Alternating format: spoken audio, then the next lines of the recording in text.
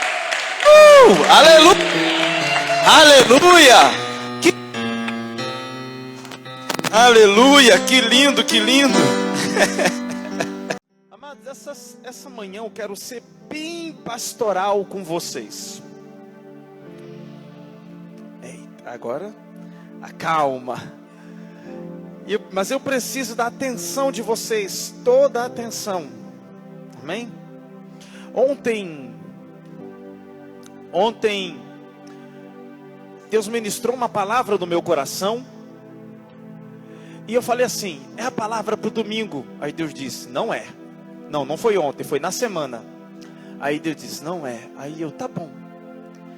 E aí ontem nós fomos para a tenda. Eu, pastora Denise, Suiane, Tainara, a irmã Eliane. Nós fomos para a tenda de oração. Ficamos até 10h30 lá, mais ou menos, 10h20.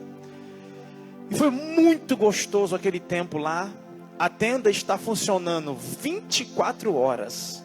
Tem 5 missionários que estão se revezando em oração de segunda a sexta, 24 horas. Ou seja, sábado e domingo não é 24 horas. Então, é 24 horas de segunda a sexta. E sábado e domingo a tenda está fechada, a não ser para esses eventos que eles fizeram lá 24 horas de adoração ininterrupta.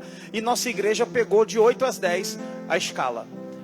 E aí Deus ministrou outra palavra no meu coração. Eu falei, já sei, é essa para amanhã.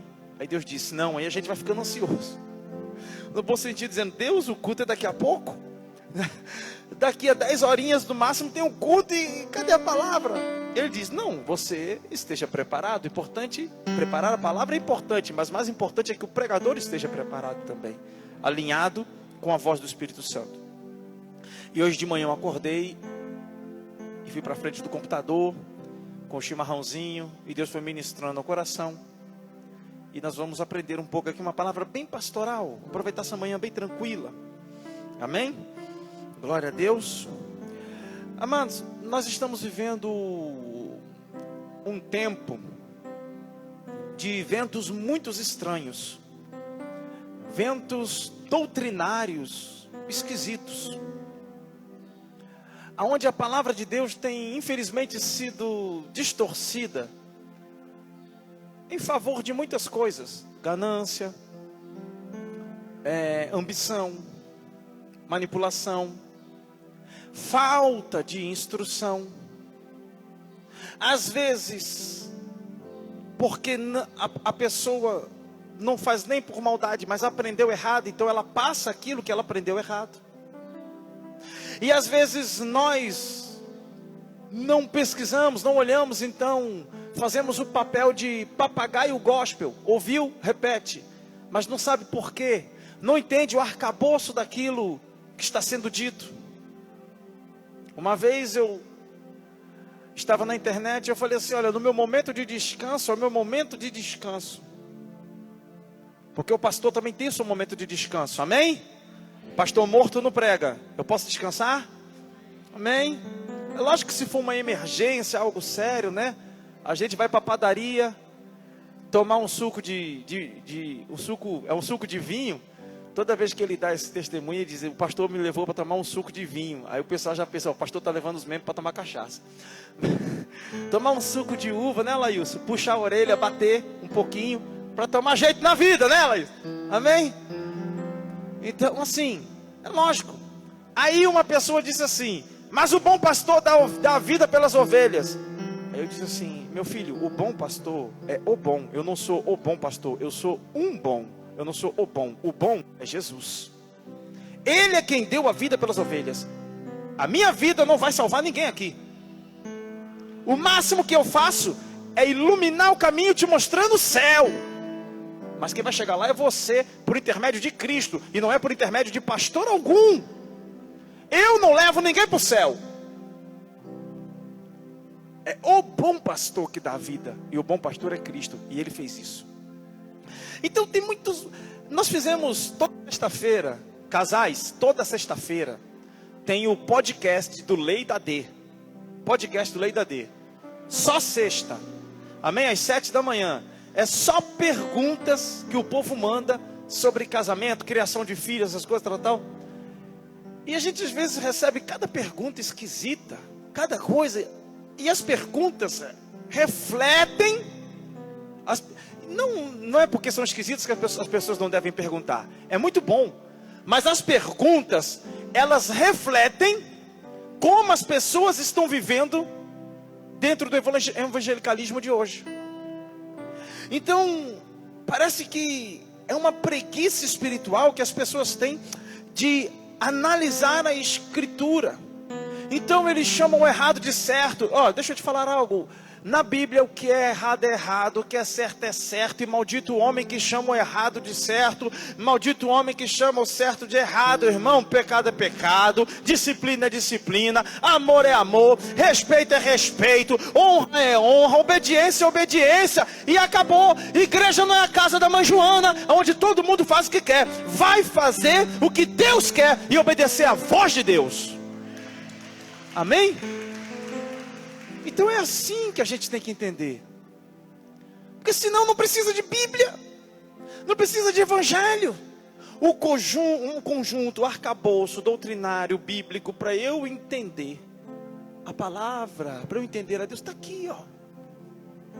Porque hoje tudo é amor.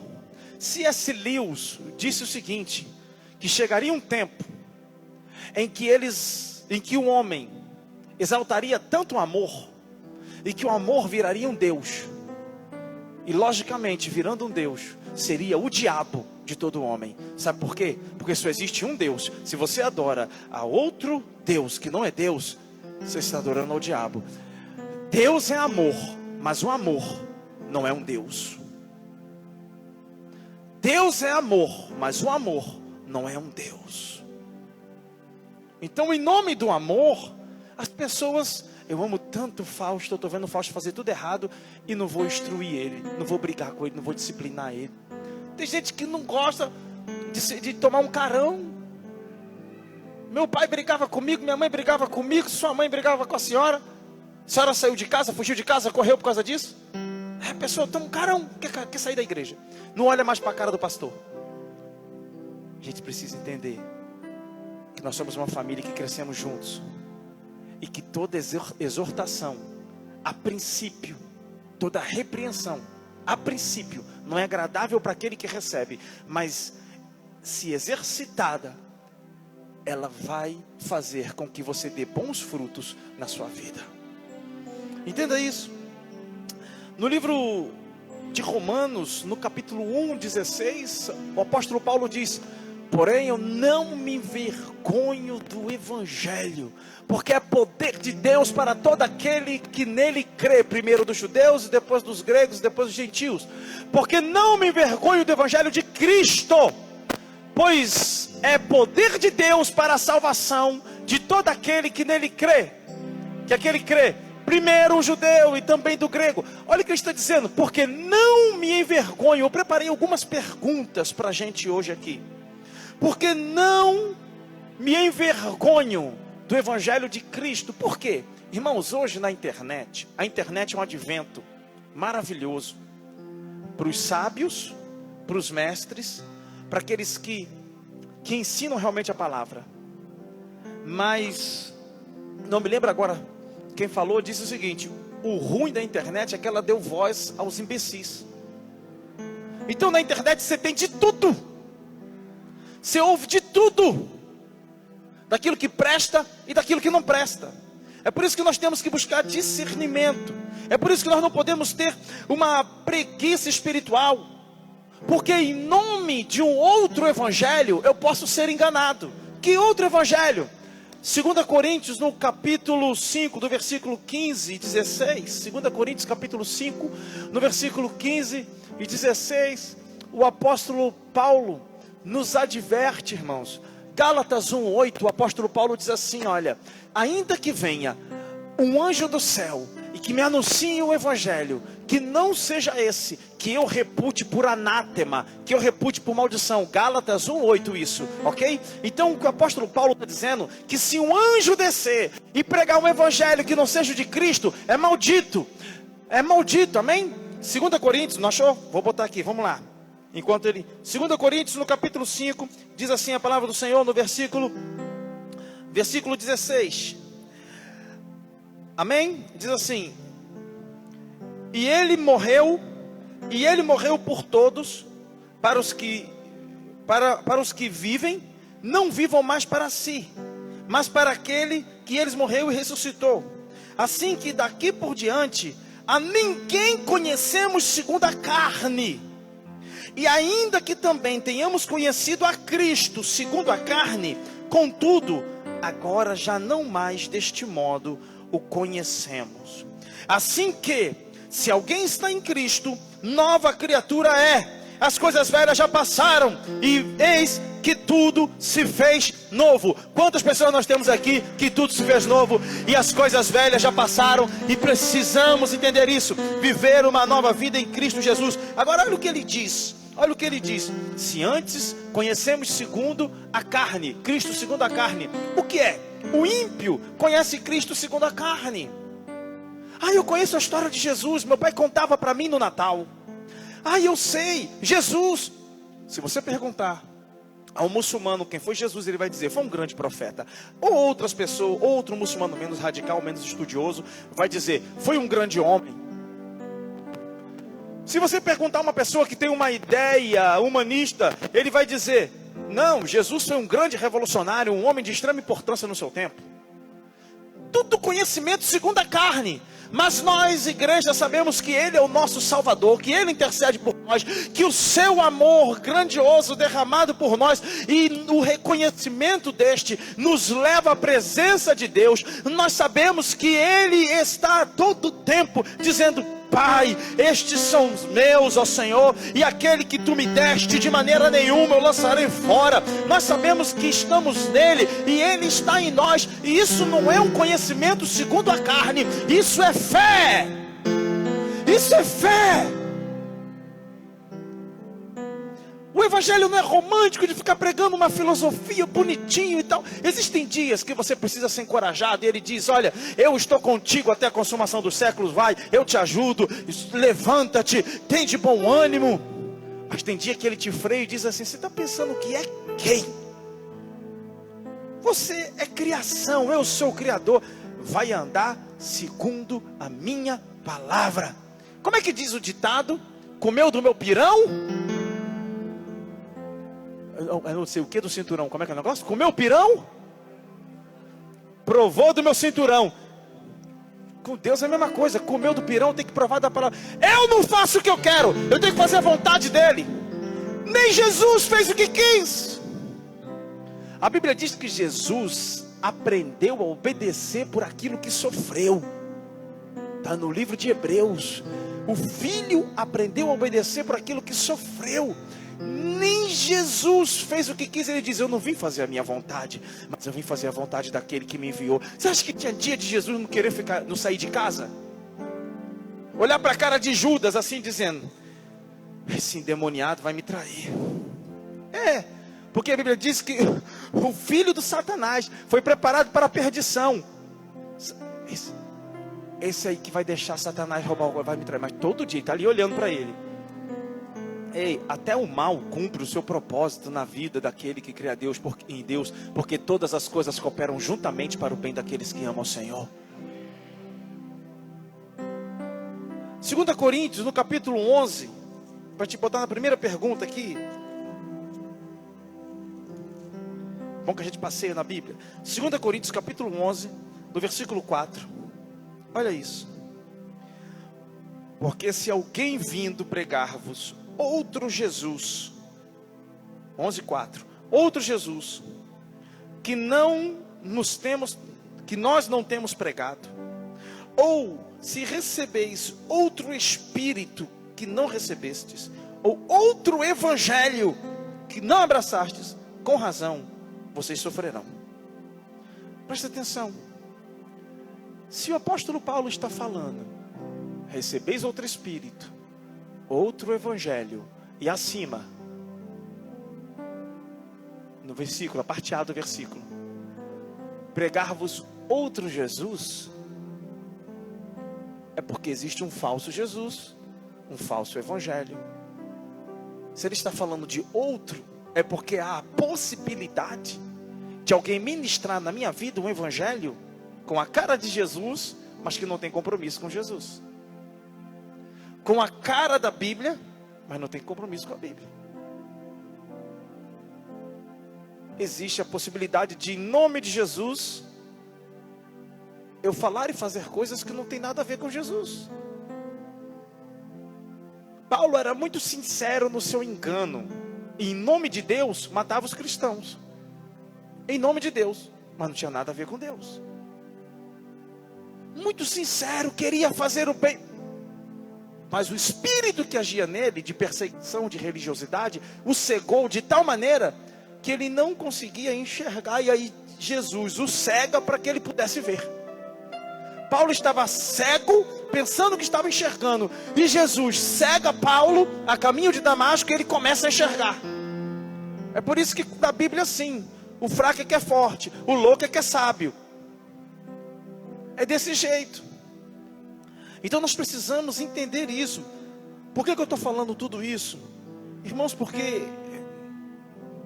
a preguiça espiritual nos leva a pegar tudo pronto. É muito mais fácil ouvir uma ministração na internet do que eu pesquisar, do que eu ler, do que eu comparar.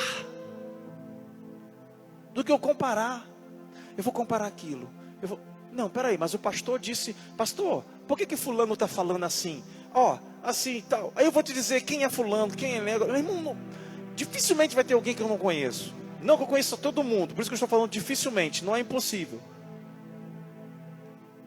Mas eu preciso entender quem está falando, por que está falando, o que aconteceu na vida dele. Tem pessoas que estão indo para a internet porque aconteceu alguma coisa naquela semana na vida deles, e eles estão irados. Aí estão despejando a ira sobre a igreja. Olha o número de pessoas sem igrejas hoje. Eu não vou para a igreja. Não, a igreja tem muito problema. Se for por causa de problema, então morre, porque os problemas acabam quando você morre. Para uns, apenas começam depois que morrem. Irmãos, enquanto você viver aqui, na tua família tem problema, na tua empresa tem problema. Só pode ter na sua família você, o seu marido e um filho. Vai ter problema. Não quer ter problema? Vivo. Mora sozinho, ainda há um risco da pessoa se revoltar com ela mesma e ter problema. É desse jeito. Primeira pergunta, é rapidinho: que evangelho nós temos ouvido, pregado e vivido? Porque numa geração de crente Nutella, a gente tem que pregar o evangelho pisando em ovos. Pisando em ovos. Não dá. Já pensou, Antônio, você chegar numa empresa na contabilidade, aí você fala assim: não, é porque você sonegou aqui, você fez um assinte. O que é um assinte? Você quer dizer que o cara roubou, mas você tem que... que você usurpou aqui? Como assim? Não dá. Aqui você sonegou. Você vai cair na malha fina, agora você vai... Não é assim? Acabou. Você quer? Eu vou entrar com os recursos necessários para que a sua empresa faça tudo e você não seja preso. Você quer? Se não quer, fica aí com o seu problema que eu estou indo embora. Porque eu não vou me meter nesse rolo, porque senão a minha empresa é que vai para o buraco. Não é assim. Mas a gente fica pisando em ovos. Não pode. Aí crente Nutella não pode ouvir. O pastor falou que eu estou errado. Vai falar que está certo? Como? Está errado. Que evangelho nós temos ouvido, pregado e vivido? Pregado e vivido. Um dia eu ministrando sobre o reino de Deus, para a gente pular para a segunda pergunta. E quando eu falei do reino de Deus, e falei a questão do galardão e das obras, a pessoa falou: não aceito, não é assim, pastor. Aí eu fui explicando, porque Jesus, porque o reino, e fui mostrando na Bíblia. E a pessoa: não, é Jesus, é só aceitar Jesus e está tudo certo. Vai pensando assim para você ver. E aí eu saí dali, Isso foi na pandemia. Nós desligamos a live, porque a gente estava fazendo uma conferência, era pelo Google Meet. E aí quando saímos da sala, eu fiquei pensando, por que essa pessoa, tanto tempo de crente, caiu num engodo e está resistindo ao evangelho do reino, tendo em vista que a palavra de Deus diz, quando o evangelho do reino for pregado em todo o mundo, então viria o fim. O evangelho do reino.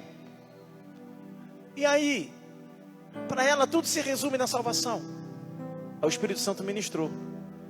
Sabe o que o Espírito Santo me disse? Ela foi tomada por uma preguiça espiritual tão grande e ficou num conforto que agora é só ela, o marido, os filhos, ou o marido, a esposa e os filhos. Aleluia, glória a Deus, amém. A Bíblia diz que o justo cai, mas Deus é fiel para o restituir 1000 vezes. Aleluia, essa foi boa, aplauda. Amém, amém. Olha só, presta atenção aqui. Então entenda. Gente, eu brinco com a Laílson assim, porque eu tenho intimidade com a Laílson. A Laílson é meu filho, não interpretem mal, tá? Amém? Quando eu digo brigo, eu brigo mesmo. Eu brigo mesmo, pergunta a ele depois os puxão de orelha que dá. Amém? E ele reconhece. Então, aí Deus me falou assim, ó. Eles foram tomados de uma preguiça espiritual tão grande, que agora a vida deles se resume nesse núcleo de, acabou, vamos viver apenas para a gente. Dá muito trabalho evangelizar, dá muito trabalho falar de Jesus, dá muito trabalho pegar um casamento, que o marido e a mulher tá assim, ó, e você uma vez na semana ministrar com eles. Dá muito trabalho. Eu vou cuidar do meu filho, da minha filha, do meu marido, da minha esposa. E está muito bom se a gente conseguir chegar no céu. Ai, irmãos, esse não é o evangelho de Cristo. O evangelho de Cristo é quando você manifesta as obras de Cristo. É quando você evangeliza. É quando você ministra na vida do próximo. É quando você vê alguém que está necessitado de uma palavra e você para tudo e está ali do lado dele ministrando.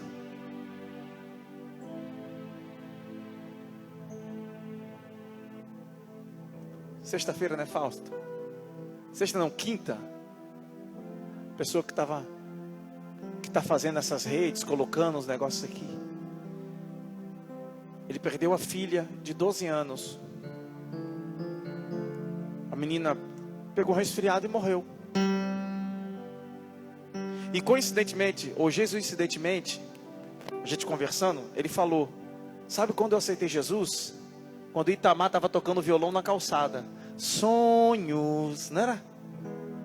Ele disse: ele toca aqui na igreja, toco. Eu aceitei Jesus com ele. Ele é sobrinho de um cantor aqui da cidade, é Luiz Fidelis. E quando ele estava indo embora, eu falei: peraí, você não vai embora. Peguei o violão. Fausto estava com um botijão de gás, pequenininho. Aí eu comecei a cantar para ele: amanheceu, nada pesquei, parecia ser apenas um dia como qualquer outro. Eu tinha compromisso, ele estava trabalhando, mas eu precisava ministrar na vida dele. E naquele dia ele ia ter um evangelismo à noite. E eu comecei a cantar: quem mandou largar a rede? Quem mandou você parar? Quando acabou ele: pastor, canta de novo. Eu quero gravar, canta. E ele gravou e se emocionou e disse: como eu fui ministrado. E à noite ele foi para o evangelismo. E uma pessoa que estava com a tornozeleira no pé precisava ser ministrada. Ele disse: quem sou eu para orar com você? E o pastor que estava com ele disse: ore. É você quem vai orar. Num sítio lá em Caririaçu. E ele orou, a pessoa aceitou a Jesus. Ele disse, eu não vou parar. Eu não vou parar. Ele perdeu a filha dele de 12 anos. Deus mandou ele abrir um momento só de oração. Toda quinta-feira na casa dele. Toda quinta-feira a casa dele está aberta para as pessoas orarem. Ministrar a palavra, orar e voltar para suas casas. Ele não parou. Ele não brigou com Deus. Ele não se revoltou. Ele disse, eu não posso parar. Eu vou continuar. E às vezes a gente quer parar por tão pouco. As pessoas param, ficam sem uma falar com a outra. Você falar com o irmão porque o irmão não cumprimentou. Você falar com o pastor. Que evangelho nós temos ouvido, pregado e vivido. Não deixa a preguiça tomar conta, irmãos, de você. Segunda pergunta: se estamos em Cristo e somos salvos, qual obra temos manifestado? Qual é a obra que temos manifestado? Tiago capítulo 2, no versículo 14, Tiago indaga, somente pela fé e as obras. É por isso que Lutero, para quem não sabe, ele tinha uma raiva do livro de Tiago, porque Tiago enfatiza nas obras. Porque o apóstolo Paulo, no livro de 2 Coríntios, no livro de Efésios, capítulo 2, no versículo 8, diz que nós somos salvos pela graça mediante a fé.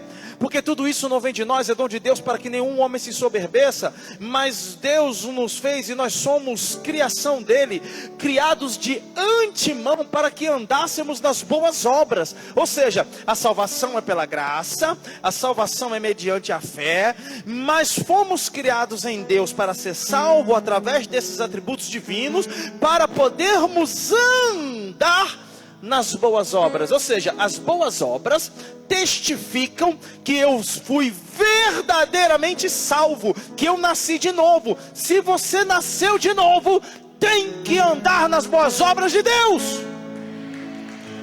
Aleluia. Tiago no capítulo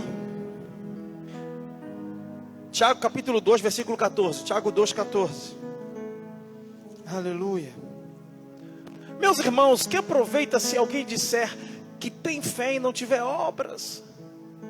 Porventura a fé pode salvá-lo? Tiago está dizendo, você tem fé. Entenda assim, ó.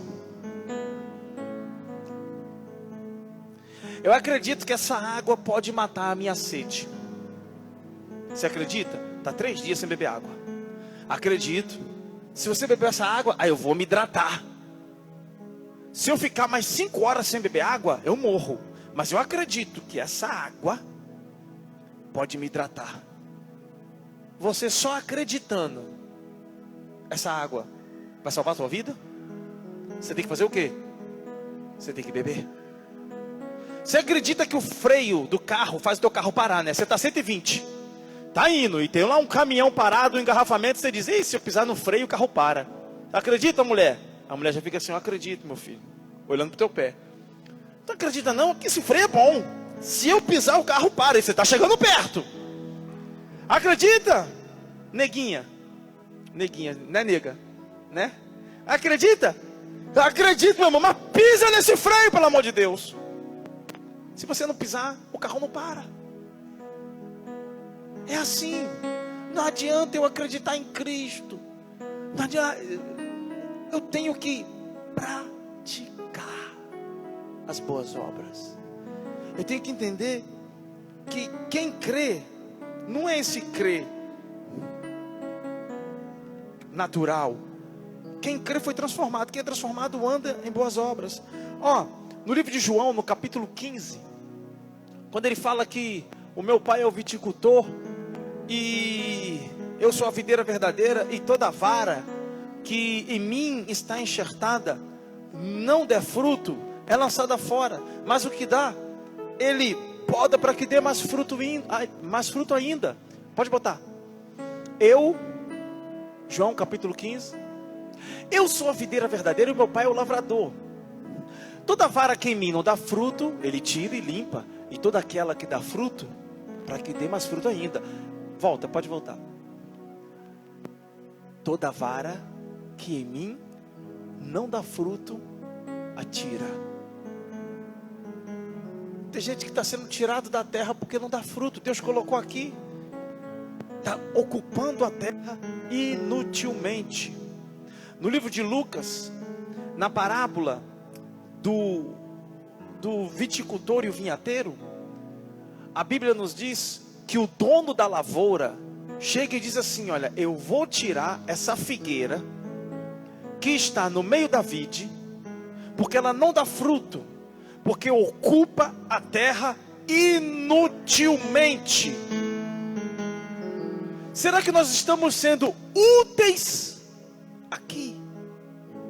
Será que estamos frutificando aqui? Ou a nossa vida é só trabalho, faculdade e casa? Irmãos, Deus quer mais. Quarta-feira eu falei aqui, quem não veio quarta? Eu entendi por que quarta. Quarta quebrou um fio, quebrou uma plaquinha do celular, eu não consegui transmitir, era só para quem estava aqui mesmo. Quarta-feira eu falei sobre Spurgeon, uma frase de Spurgeon que ele diz: todo cristão, ou ele é um missionário, ou ele é um impostor. Porque se eu estou dizendo que estou indo para o céu e não estou levando ninguém comigo, então não é para o céu que eu estou indo. Charles Rod Spurgeon disse isso também. Para quem nós temos pregado? Não só para ímpios. Não só para ímpios. Mas tem gente que conhece a Jesus de uma maneira totalmente distorcida. Tem gente que está preso na religião. Ah, mas fulano fala de Jesus tão bem. No centro de Umbanda, Jesus está lá, uma estátua também. E aí? E aí? Não é falar de Jesus, não é saber de Jesus. É aquele que crê em mim, conforme diz as Escrituras. Jesus Cristo diz: aquele que crê em mim, nós vamos ver isso depois. Aquele que crê em mim, conforme diz as Escrituras. Irmãos, até o ladrão da cruz, para a gente pular para a próxima pergunta, até o ladrão da cruz, ele teve uma obra antes de morrer. Até o ladrão da cruz pregou antes de morrer. O último segundo de vida dele, Fausto, Glauco, o último segundo, estava ali, ó. O outro disse assim: tu és o Cristo mesmo? Então te salva.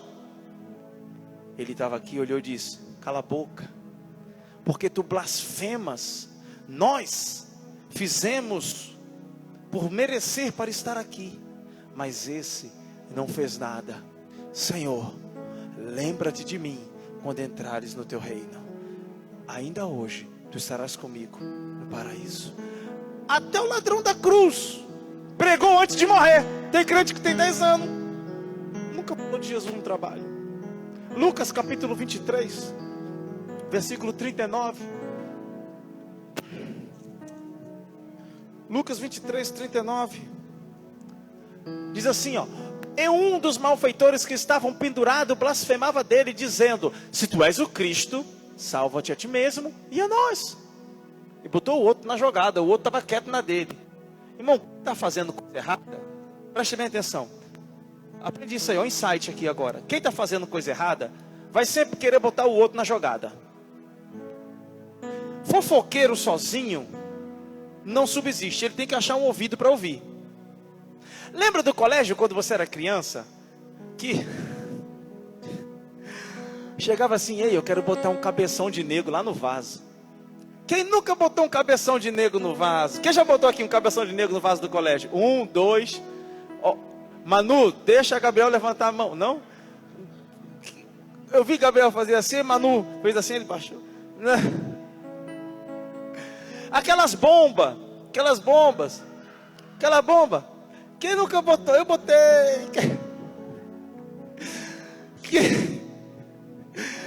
Quem nunca foi lá embaixo, irmão, desligar o disjuntor para acabar a aula, a gente sair mais cedo?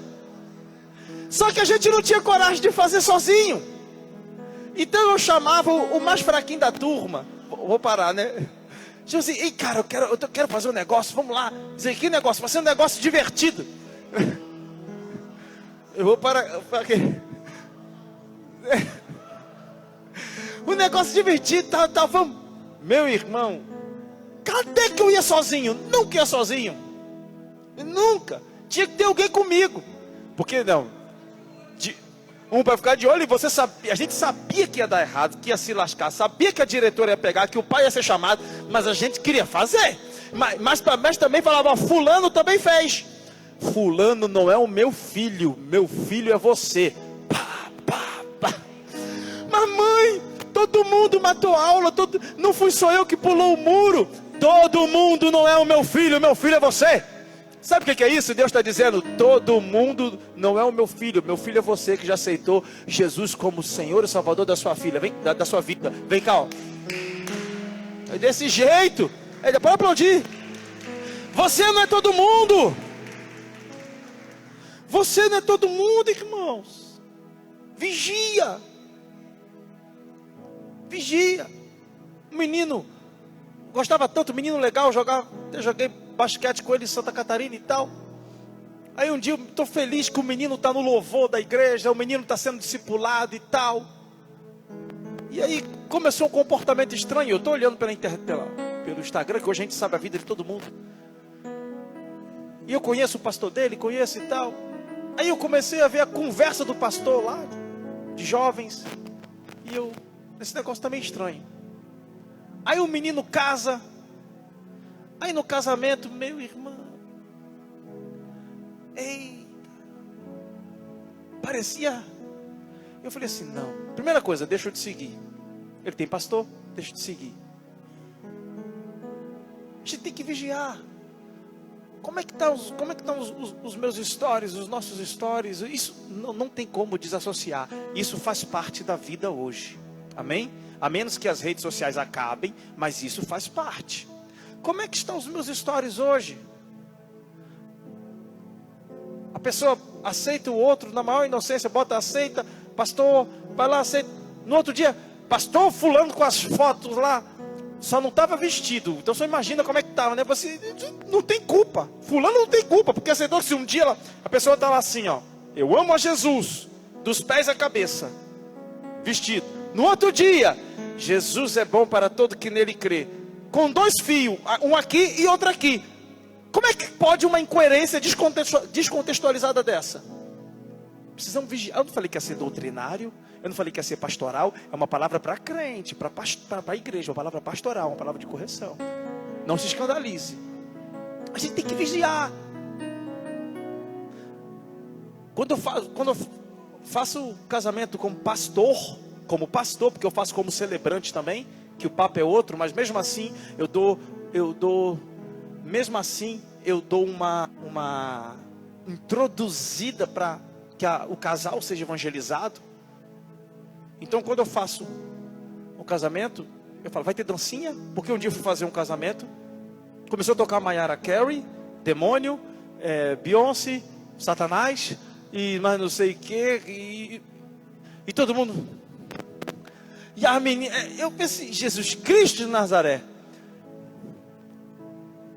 Faz a coreografia com música gospel, não sensual. Tá entendendo? Não é caretice, irmão, não é religiosidade. Mas todo mundo não é filho de Deus. Todo mundo não é filho de Deus. João capítulo 1, do versículo 11 diz, ele veio para que eram os seus e os seus não receberam, mas todo aquele que o recebe a este deu-lhes o poder de serem chamados filhos de Deus. Filho de Deus é quem recebe a Cristo, e quem recebe a Cristo anda segundo o evangelho de Cristo. Ah, fulano não erra, fulano não cai, fulano não peca. É lógico, ninguém passa por essa terra sem escorregar. O que eu estou dizendo isso é, eu aceito o erro e chamo o erro de acerto. O que eu estou falando não é que fulano fez errado, precisa ser execrado. Senão, a igreja não é a comunidade que recebe os errados. Porque nós temos que receber o errado. Aquele que está vivendo numa conduta errada. Aquele que é ruim. A igreja é o lugar perfeito para pessoas imperfeitas. Não é isso que eu estou falando. O que eu estou falando é aquele que chama o errado de certo. Sabe que errado é certo. Eu vou descer até o chão e vou botar lá, bebi todas porque casei. irmãos? Que isso? Preste atenção, que até o ladrão da cruz fez isso. Penúltima aqui pergunta. Como temos nos livrado? A primeira pergunta, que evangelho nós temos visto, pregado e vivido. Segunda, se estamos em Cristo e somos salvos, quais obras temos manifestado? Terceira, como temos nos livrado do espírito do erro? Sua vida espiritual durante a semana está anabolizada ou catabolizada? O que é anabolizada ou catabolizada? Todo o processo de crescimento muscular, de todo hormônio que você ingere, testosterona, glutamina e tal, eles vão anabolizar o corpo. Catabolizar é quando o seu metabolismo é acelerado e você emagrece, come. Já viu aqueles privilegiados que comem e não engordam? Pois é, estão catabolizando. Sua vida espiritual é anabolizada ou catabolizada? Você está crescendo espiritualmente ou enfraquecendo? Como nós temos nos livrado do espírito do erro? Do espírito do erro. Crentes que só ouvem a palavra de domingo, não pergunta para os líderes, não tem dúvida durante a semana, não pergunta. 1 Timóteo capítulo 4, assim a gente vai caminhando para o fim. 1 Timóteo no capítulo 4, versículo 1. Mas o Espírito, quem está dizendo? Quem está falando? O Espírito, com E maiúsculo, Espírito de Deus, expressamente diz que, irmãos, o Espírito está urrando com força, gemendo, gritando, que nos últimos tempos apostatarão alguns da fé, dando ouvidos a espíritos enganadores e a doutrina de demônios. Lembra do ladrão da cruz? Tu és o Cristo, nos salva. O outro está quieto, lembra que eu falei? Aí o outro diz: fica quieto, não blasfemas. Não blasfemas. Nos últimos tempos se levantariam blasfemadores que pela hipocrisia falam mentiras, tendo cauterizado sua própria consciência. Lembra que eu falei ainda há pouco? Chamando o errado de certo. Não é aquele que está no erro, mas ele não sabe que está errado. Ele não sabe. Eu estava na academia, tinha uma moça, e eu falei assim, é uma moça, ela é sacerdotisa de uma religião, e eu falei assim, eu estou orando por você. E ela: você está orando por mim? Aí eu tô. Ela fez assim, o olho encheu d'água. Pastor, o senhor está orando por mim? Tô. Tá mesmo, pastor? Tá orando mesmo? Tô. Posso abraçar o senhor?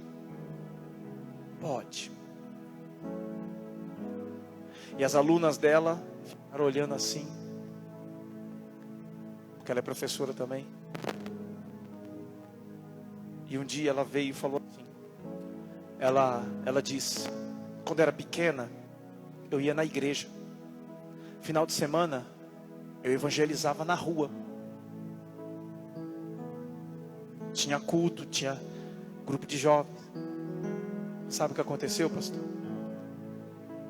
Minha família começou a passar por problema. Meu pai largou a minha mãe, se envolveu com coisas erradas, meus irmãos, e eu fui me envolver também com o que era errado. E eu fui conversar com o pastor na época, e o pastor, ele não me repreendeu. Ele disse que era normal e que ele fazia aquilo também. Meu coração doeu. Sabe por quê? Porque ela não foi repreendida. E o pastor que estava tentando se libertar daquele problema, já não, ou não, estava achando normal e disse, pode viver dessa maneira. Você entendeu o que eu falei?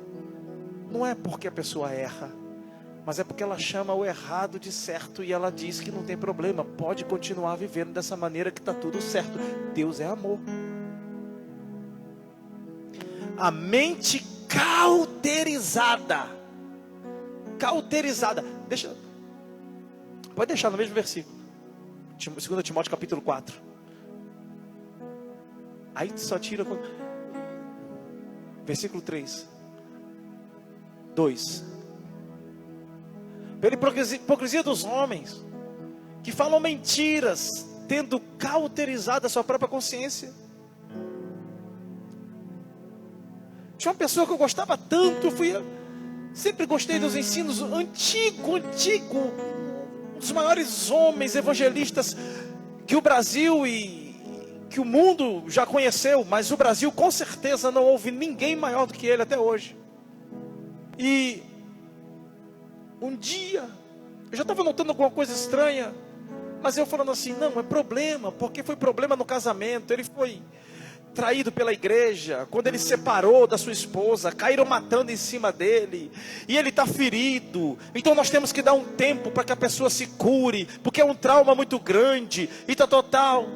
E um dia eu abro, e essa pessoa está fazendo uma live nua, na piscina da casa dele, pelado, irmão, e a esposa filmando, e ele dizendo, tudo é graça. Assim, imagine que ridículo. Ainda bem que não está aparecendo aqui, que eu me abaixei na câmera. E assim, pelado, irmão, na piscina, com uma lata de Heineken, tampando o negócio. E ele ali falando. E eu não acreditando no que ele estava. E a esposa filmando. E ele diz, é o amor, é a graça. Porque em Cristo, muita poesia, muito lindo tudo que ele estava falando, tudo muito folclórico, mas não era evangelho. Pode ser lindo, pode ser poético, pode ser quem for, se não for o evangelho, é maldição para a sua vida. Entenda isso. Eu falei, Denise, pirou de vez. Vem cá, e mais doido eu que chamo minha esposa para ver um negócio desse. Vem cá, olha aqui, tá pelado. E a esposa está fazendo na piscina. Tudo é evangelho, tudo é amor, tudo é... Não é, não, irmão. Olha aí que... Eu imagino Satanás pregando porque ele conhece a palavra. Ah, meu Deus. Igreja, grandes cantores, abrindo culto, Glauco. Sabe como? Daquele jeito. Vamos abrir o culto, irmãos. É preciso amar as pessoas. É amor. Abrindo o culto com legião urbana. Pastor, o senhor veio para criticar os outros? Não, eu vim para ensinar o evangelho. É bonito, irmão. É lógico que é preciso amar as pessoas como se não houvesse amanhã. É lógico que há uma inspiração divina nisso. Mas não é evangelho. Não é evangelho. A inspiração divina está em todos, porque de um jeito ou de outro, todos foram criados por Deus. O pior ímpio, ele tem uma centelha de inspiração divina. Por último, para acabar, quem está em primeiro lugar na sua vida? Quem está em primeiro lugar? Irmãos, eu creio que você vai prosperar, que você vai ter sucesso. Já tem gente dando testemunho, irmão. Já tem gente dando testemunho de crescimento na sua empresa. Já tem gente dando testemunho de crescimento como homem, como pessoas e como família. Eu creio. Essa é a palavra para 2022. Não esqueça. Você vai passar em concurso no que você for fazer. Irmão, você vai ter novas ideias. O Espírito Santo, olha, o Deus de toda criatividade, de toda criação, vai te dar coisas grandes. Em nome de Jesus, segura, Fausto, que é esse ano, Fausto. Em nome de Jesus, eu creio, em nome de Jesus. Mas o centro é Jesus. O centro é Jesus. Você pode crescer para tudo que é lado. Você pode abrir mais uma loja. Você pode ficar mais rico. Você pode ficar mais sábio. Mas Jesus é o centro. Ele tem que estar em primeiro lugar. O primeiro lugar é dele. Porque dele, por ele, para ele são todas as coisas. É Jesus que tem que estar em primeiro lugar. Amém. Se coloque de pé. Se coloque de pé. É Jesus, irmão. Se não for Jesus, é Jesus. uma das empresárias mais prósperas daqui de Juazeiro que eu conheço. Eu conheço a vida dela em primeiro lugar. No trabalho dela, enquanto a fábrica está aberta, tem louvor tocando baixinho. Na fábrica do pai dela, eram 24 horas de louvor em um aparelho de som baixinho. Você só escutava se você chegasse perto. Eu falei: fulana, por que está aqui? Toda segunda-feira eu pregava na empresa do pai dela. Por que está aqui? Aí ela: para o Espírito Santo, para gerar um ambiente de louvor. Baixinho, não incomodava nenhum funcionário. Baixinho. Não houve uma vez que eu chegasse lá dizendo: olha, eu estou com um projeto assim, assim, assim, quando é que você pode me ajudar? A igreja assim, assim: ah, pastor, vem aqui daqui a 4 dias que eu vou conversar com o financeiro. E sempre ajudou. Jesus sempre esteve em primeiro lugar. Projeto. Uma vez, um conjunto de 50 e poucas placas para um projeto social, para um amigo meu, que custava quase 4 mil reais. Irmãos, só não deu porque esse setor era do marido dela. E a gente foi com 1.000 reais. E o pessoal olhou assim: falta ainda uns 3 mil e pouco e tal. E ele chegou na empresa, e ela levou e disse: ó, o pastor Leandro, não sei o que e tal, não precisa pagar mais nada, só esses 1.000, tá bom, pode levar tudo. Aí você vai ver a vida dela, as fazendas. Irmão, quem coloca Jesus em primeiro lugar, Deus não tem medo de prosperar, porque Jesus está em primeiro lugar. E o dinheiro nunca vai ser um Deus. O dinheiro nunca vai ser um Deus. O carro nunca vai ser um Deus. Nada. Porque Jesus está em primeiro lugar. Está em primeiro lugar.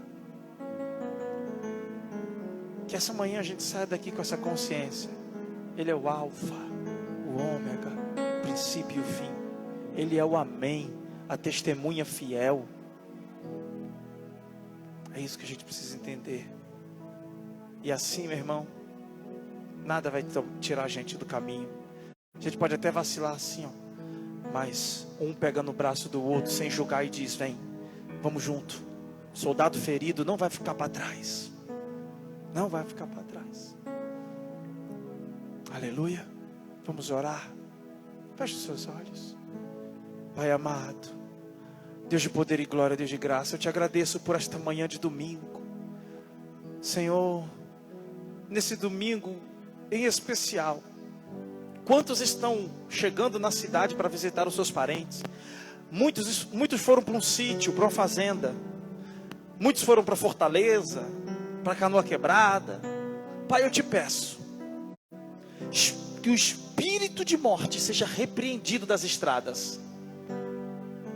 Guarda este homem e esta mulher dentro desse carro, nos voos, os motoristas de ônibus, ó Pai. Repreenda o homem que levanta para fazer o mal, para fazer assaltos na estrada, em nome de Jesus. Toda tentativa do inferno, todo plano do inferno caia por terra. Nós, como igreja, decretamos a falência do inferno sobre a vida do teu povo.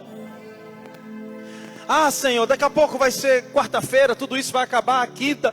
E, Senhor Deus, nós queremos, ó Pai, ligar os nossos celulares, a ver o noticiário e ver, ó Senhor Deus, que o índice de acidente, ó Senhor Deus, foi ó Pai, o menor de todos os últimos anos.